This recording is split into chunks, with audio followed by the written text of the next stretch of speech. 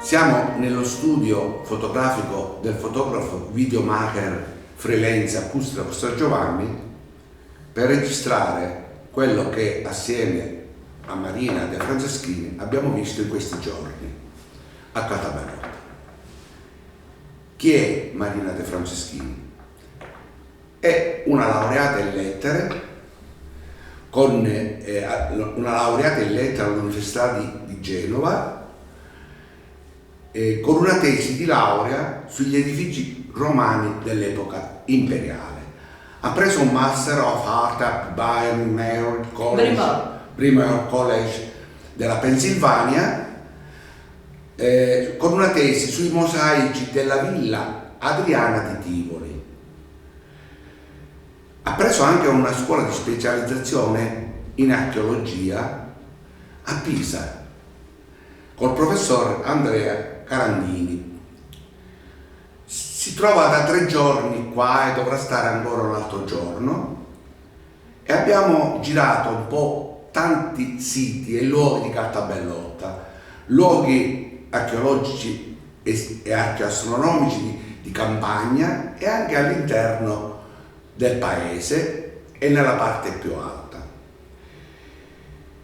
Lei è specializzata, come ho detto poco fa, in ville romane e mosaici dell'epoca imperiale e particolarmente del periodo romano che riguarda l'imperatore Adriano. Ma a lei, come archeologa e archeastronoma indipendente, voglio chiedere cosa ha scoperto e come è arrivata all'archeoastronomia.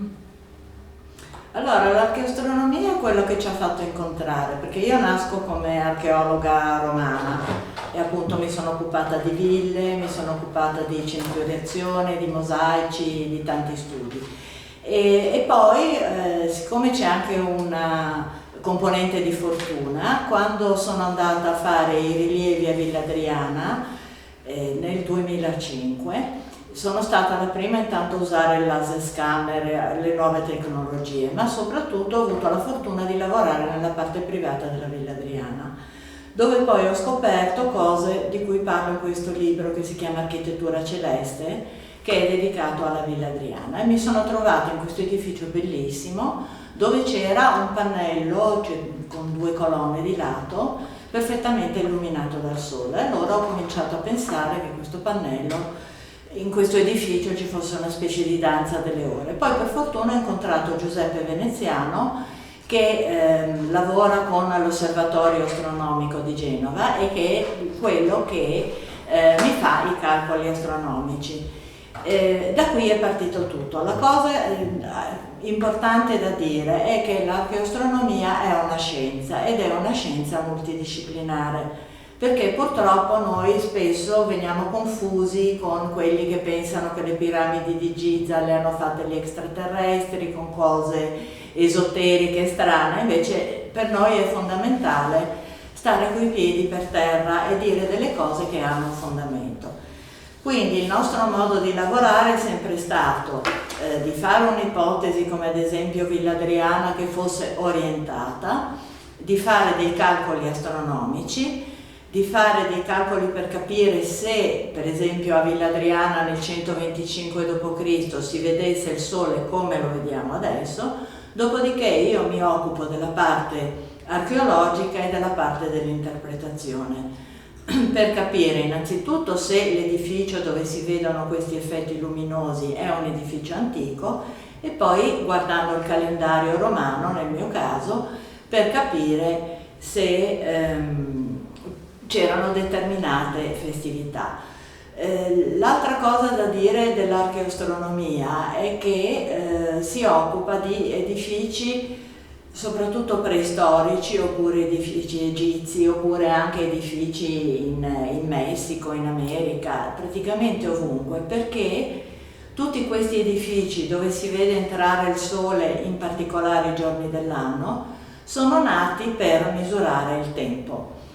E anche lì, andando ancora indietro, proprio in epoca preistorica come quella che riguarda Caltabellotta, misurare il tempo è importante per conoscere l'avvicendarsi delle stagioni, quindi sapere quando seminare, quando raccogliere, quando mettere da parte le provviste per l'inverno, perché se tu non hai le provviste d'inverno poi muori, no? Allora non c'era alternativa. Quindi loro costruiscono ad esempio Stonehenge, che è uno dei siti più famosi, che è fatto in maniera che al solstizio d'inverno oppure al solstizio d'estate ci entri il sole. Quando questa cosa succede ci dà un segnale luminoso, quello che poi in termine tecnico chiamano ierofania, che vuol dire apparizione divina. E quando ci danno questo segnale vuol dire che sappiamo che siamo per esempio all'inizio dell'estate, quindi si devono fare determinate cose.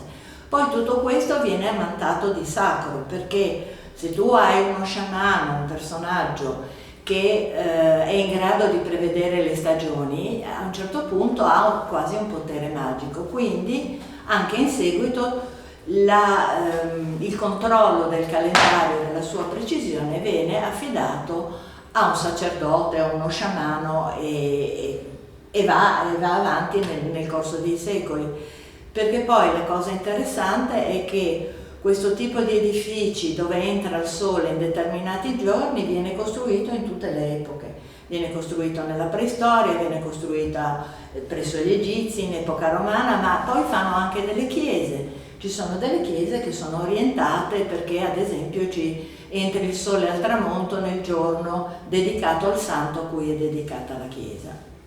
Da dove inizia questo mio interesse per la storia e per la geografia? Inizia sin da piccolo, dalla scuola elementare, ero molto affascinato sia dalla storia che dalla geografia. Naturalmente al liceo scientifico che ho frequentato degnamente ero molto affascinato da una materia, geografia astronomica. Questa materia mi ha portato sempre a interessarmi di geografia e anche di storia e un po' di astronomia. Ma tutto inizia nel 2012, quando con alcuni amici siamo andati a Taia e lì c'è questo oculo alto 2 metri, largo quasi 1 metro, molto strano. Mi ha sempre affascinato, ma non capivo che cos'era. 5 anni dopo, col mio amico Paolo Vetrano, siamo andati a trovare un altro amico, Alberto Scuderi, e precisamente all'Arcivocalotto, vicino San Cipirrello. Quando ho visto questo oculo di Arcivocalotto, ho capito subito che a Caltabellotta c'era qualcosa di simile. E siamo ritornati subito, sia con Alberto Scuderi che con Paolo Vetrano, che con Ferdinando Maurici, un medievista molto quotato. Siamo andati a vedere questo calendario astronomico di Taia. Da lì poi ci siamo spostati nel territorio e pian piano io sono riuscito a trovare Nuvi, Vitadda, con l'aiuto di Accustio Castrogiovanni che aveva fotografato inconsapevolmente questi 2 fori. Poi un altro foro l'abbiamo visto a Mulara, un altro a Campanaro di Tammorino, un altro ancora a Liburgiotte, un altro alle Fontanelli.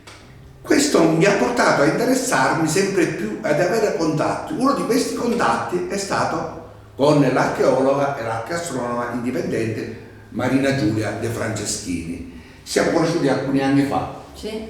Nel frattempo lei, così per dare un merito a Caltabellotta, ha sentito che a Caltabellotta si produceva l'olio extravergine d'oliva e quindi da alcuni anni consuma l'olio extravergine d'oliva. E per fortuna sua e nostra abbiamo trovato nel mese di marzo ancora dei ramoscelli di olivastro piene di olive che abbiamo messo qua come coreografia. Diciamo, cosa ne pensi di tutto ciò che hai visto in questi giorni? Ti faccio magari qualche domanda particolare, no? Dall'ultimo, partiamo dall'ultimo. Poco fa siamo stati alla Villa Comunale e lì ti ho fatto entrare entrare dove? Nell'ipogeo. No, perché tutta la storia è nata grazie a internet, no? Che permette anche a gente che non si conosce, che sta in altre parti del mondo, di incontrarsi. Allora loro, quando hanno cominciato a studiare con Carmelo Montagna alla Tolos della Gurfa, poi hanno visto i miei studi su internet, anche questo del Pantheon, e mi hanno contattato perché andassi a vedere. E così sono andata a vedere la Tolos della Gurfa e ho conosciuto Enzo e mi ha detto no, tu devi venire a Caltabellotta a vedere, perché anche lì ci sono questi ipogei, e mi ha mandato le foto dell'ipogeo che abbiamo visto stamattina, che è bellissimo, però come tante cose che ci sono qui a Caltabellotta meriterebbe di essere aperto al pubblico, di essere ripulito, restaurato, e qui effettivamente ci sono tanti allineamenti astronomici, c'è da studiare per una vita, cosa che lui comunque ha già cominciato a fare.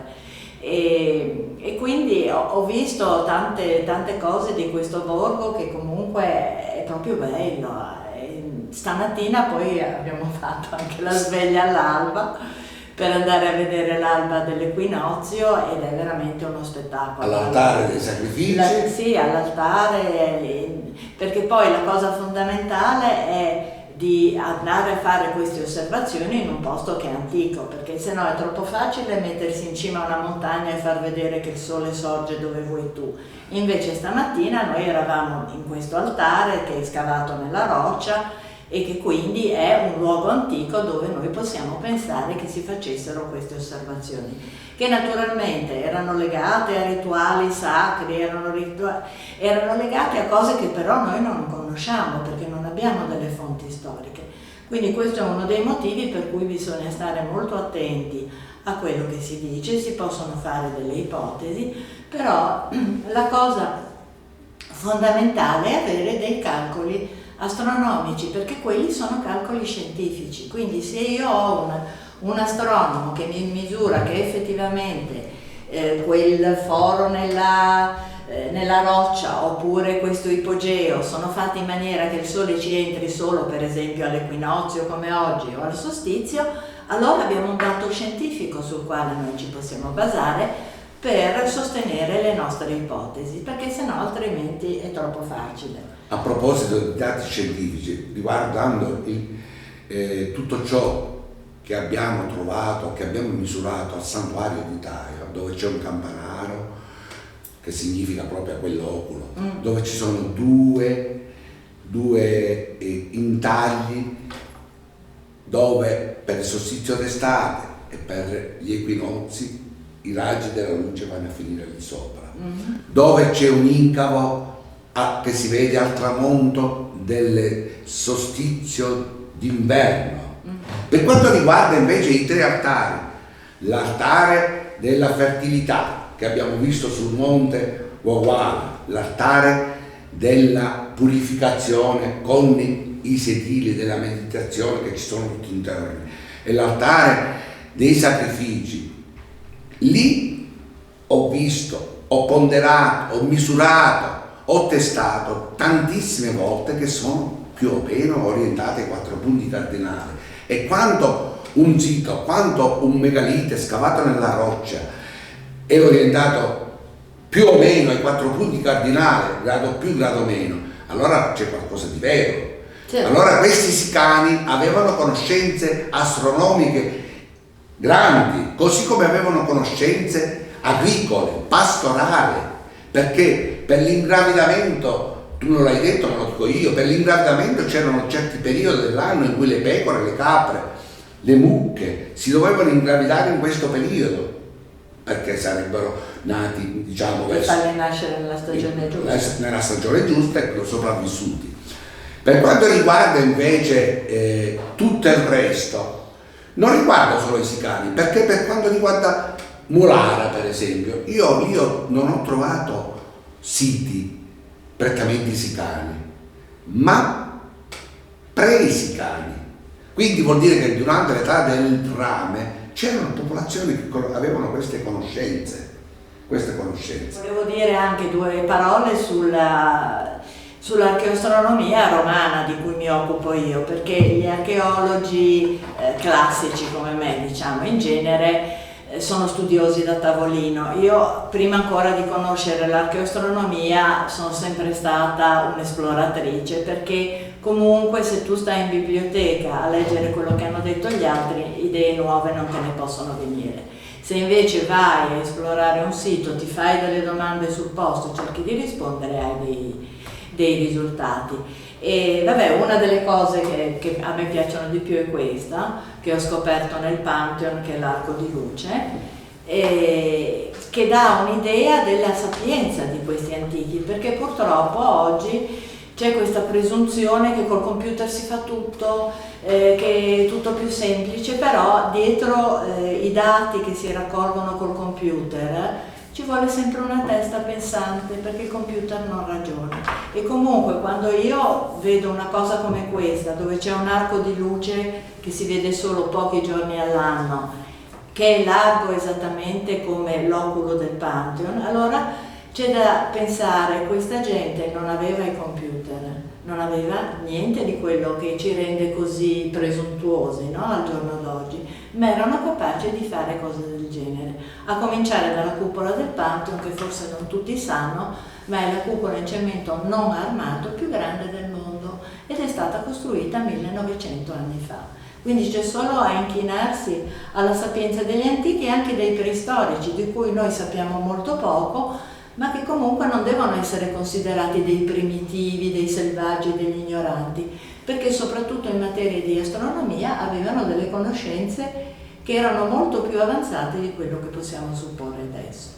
Quindi niente, vorrei concludere augurando buon lavoro a Enzo, che ha da lavorare fino a 90 anni, e altre esplorazioni, soprattutto nel periodo del solstizio, che è quello più significativo. Volevo anche raccontare una cosa che aveva giusto detto Alberto Scuderi, che è andato in giro per la Sicilia a vedere soprattutto questi fori nelle rocce, e aveva raccontato di un contadino novantenne che gli aveva detto: noi sappiamo che il grano va mietuto quando il sole passa attraverso quel foro nella roccia.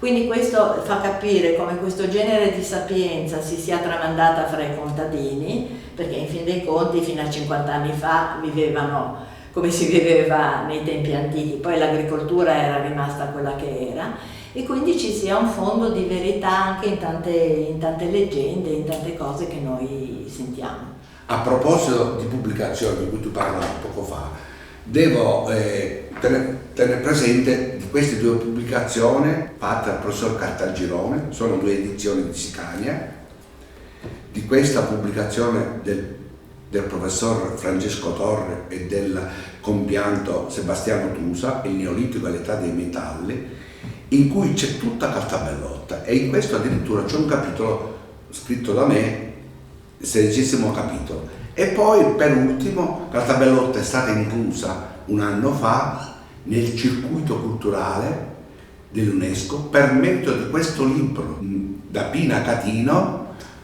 che si chiama La Chianca Dolmen di Piscegli, dove ci sono alcune pagine che riguardano i siti archeoastronomici di Cartabellotta. Io volevo anche dire che è molto importante fare conoscere queste cose al pubblico, perché per esempio la Tolos della Gurfa non la conosceva nessuno, poi l'hanno vista in televisione ed è diventato un luogo importante. È importante anche per siti come questo, cioè io Cartabellotta, se non fosse stato per l'archeoastronomia, non l'avrei mai conosciuta. Poi lui mi ha mandato le foto che ha fatto e i video a Curzio su questo sito, che se uno non lo conosce non ci viene, ecco. Invece è importante che sia visto un posto come questo, perché è un posto talmente eccezionale, con questi pinnacoli di roccia, che vale la pena. E questi monumenti dove si vede il solstizio, dove si vedono queste magie luminose, sono un valore aggiunto e permettono anche di ripristinare siti come l'Ipogeo che abbiamo visto, di ripulire, di mettere a posto, di far vedere tutti questi luoghi che sono così pieni di storia, che sono così importanti. Per cui niente, ci diamo appuntamento prima o poi, per me non è facilissimo venire qua, per vedere il solstizio, per vedere tutti il sole che entra in questi fori, tutte cose che lui ha messo poi sulla sua pagina Facebook con questi filmati meravigliosi che veramente ti fanno venire voglia di venire a vedere, anche se per il solstizio bisogna alzarsi un po' presto, quello sì. Alle 3 di notte. Ah, beh, vabbè, oggi con l'equinozio ci siamo alzati solo alle 5, quindi tutto sommato. Ma per arrivare a Thailand alle 3 di notte. 3 di notte è un po' più impegnativo. Benissimo. Per chiudere questo convegno, io ti ringrazio a nome di tutti i cartabellottesi, a nome di Cartabellotta, e ti invito ancora una volta a venire a Cartabellotta.